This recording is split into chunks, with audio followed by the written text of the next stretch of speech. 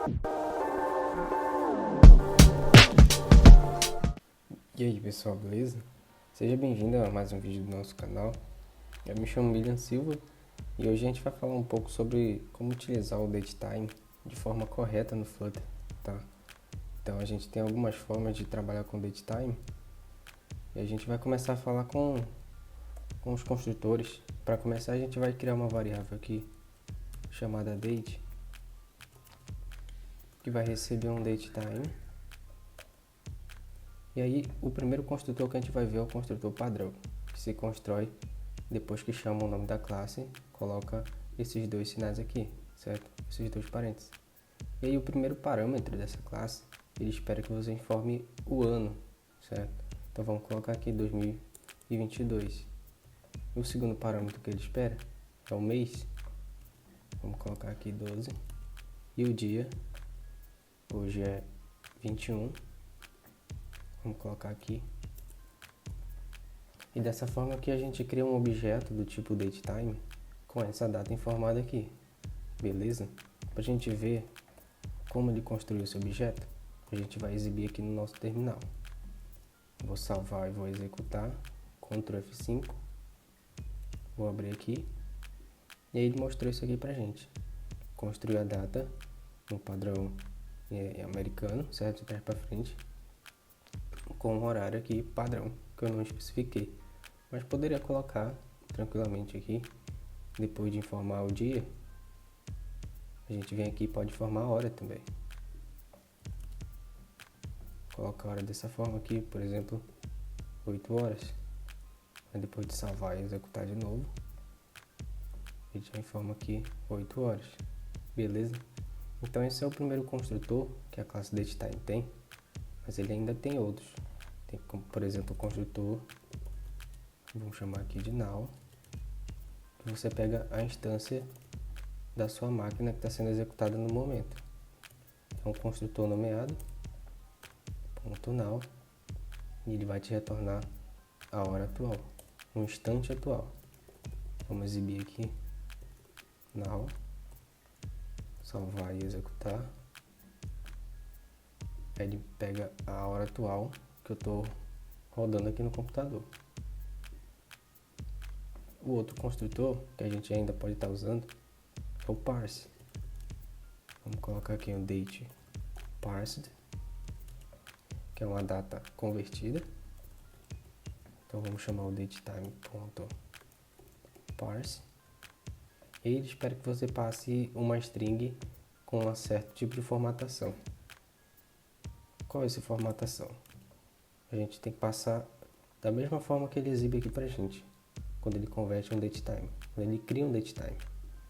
Então vamos colocar aqui 2022-12-21.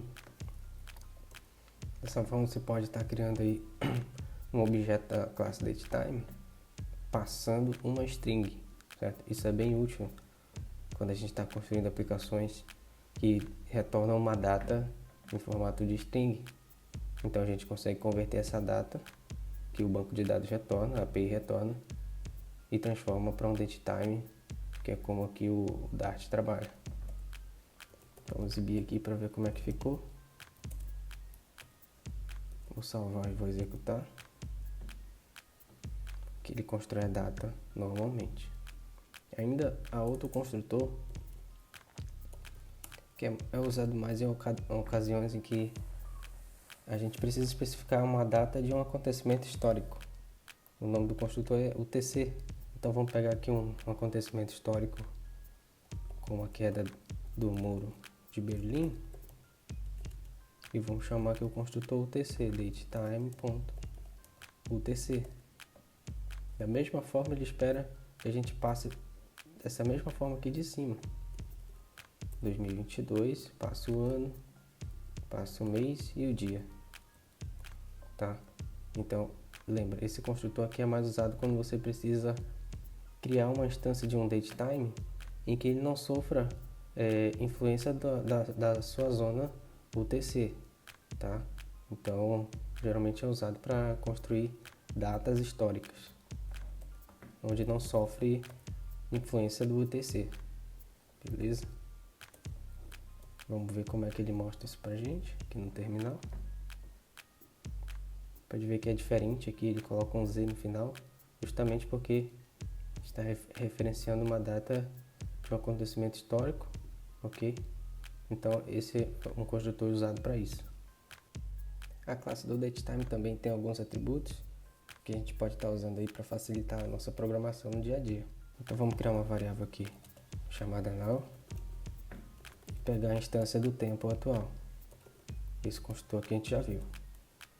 Beleza? Como que a gente faz para acessar o ano? Se eu quiser pegar apenas o ano da minha variável DateTime, como é que eu faço? Então eu vou criar outra aqui para pegar o ano.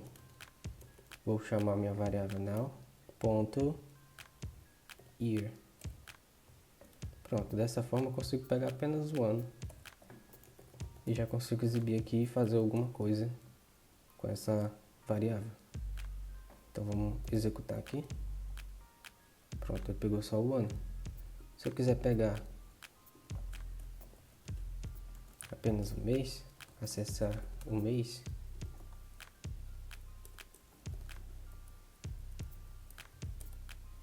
da mesma forma, mês, chama a variável now, que é o meu DateTime, e acesso a propriedade month. Posso exibir aqui o mês, executar aqui, pronto, retornou o mês 12.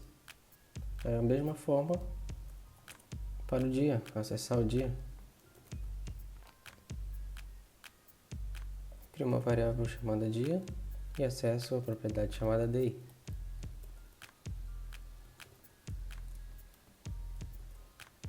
Vou executar. Pronto, retornou o dia separadamente. Então dessa forma aqui você consegue acessar as propriedades que o seu objeto DateTime possui. Ele ainda possui outras, tá? Como você, por exemplo, você pode acessar a hora, se você quiser. Você pode acessar os minutos, tá? Ele tem outros também, você pode estar usando aí nas suas aplicações. O DateTime também tem algumas constantes que a gente pode estar utilizando, como por exemplo, quando você precisa construir o mês, informar o mês, você não precisa passar apenas o inteiro. Você pode estar utilizando uma própria classe do DateTime para informar qual mês, e aí ele vai conseguir fazer a conversão tranquilamente, certo? Então vamos criar um exemplo aqui para ficar mais fácil de entender.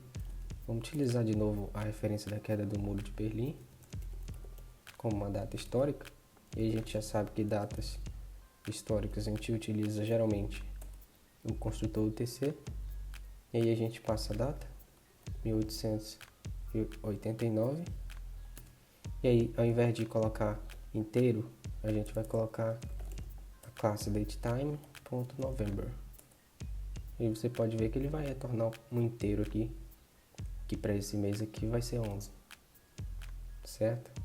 E aí a gente põe o dia no final. Vamos exibir aqui, print. Vou executar. E ele já constrói para mim aqui um objeto do tipo DateTime. E ele entendeu aqui, quando eu chamei essa propriedade November, ele substituiu pelo 11, certo? Eu poderia colocar outros também. Abril, agosto, qualquer uma. Outra coisa bem legal que dá para fazer com DateTime é comparar datas. Se aconteceu antes, depois, se aconteceu no mesmo período. Então vamos continuar com esse exemplo aqui e vamos adicionar mais uma data histórica, que foi o pouso na Lua. Vamos criar aqui o construtor DateTime.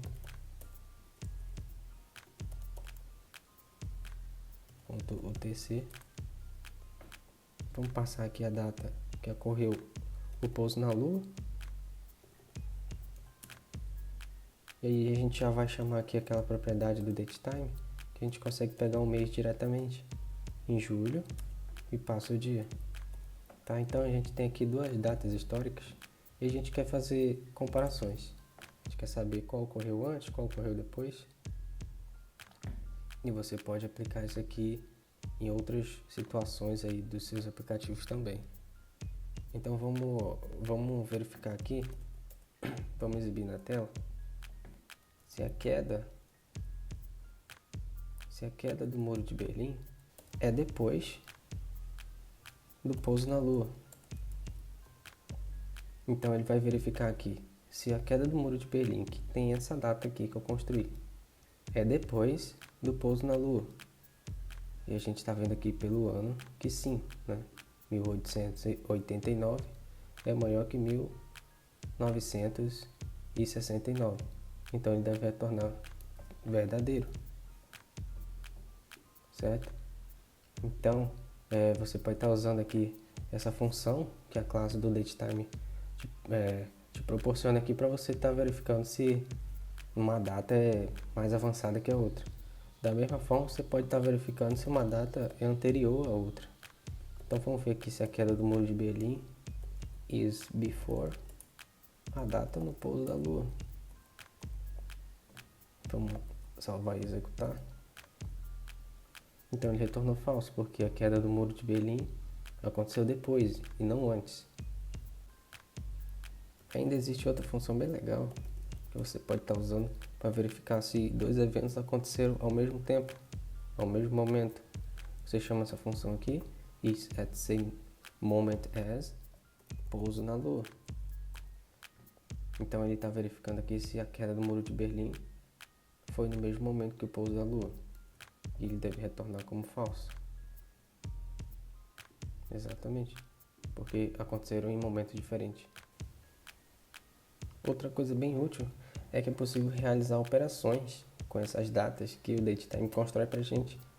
Então, se você quiser, por exemplo, saber a diferença de quantos dias foram para a queda do Muro de Berlim em relação ao pouso na Lua, você pode estar chamando essa função aqui, ó, difference. Aí você passa outro datetime aqui dentro, que é o pouso na Lua, e aí esse resultado a gente vai guardar numa variável. Vamos chamar aqui de diferença, ok? E aí a gente vai exibir aqui na tela quantos dias de diferença tem. Então você vai ver que essa variável aqui, ela retorna uma duration, outra classe do Dart. E você pode estar acessando outras propriedades aqui dentro, mas a gente quer, por exemplo, em dias. Então a gente está calculando aqui a diferença em dias da queda do Muro de Berlim para o pouso na Lua. Então vamos exibir aqui na tela quantos dias de diferença dá. Aqui 7.417, beleza? Outro tipo de operação bem comum que dá pra gente fazer é adicionar datas ao datetime. Então a gente pode criar um exemplo aqui para ficar mais fácil de ver. Vamos criar uma variável chamada now, datetime.now,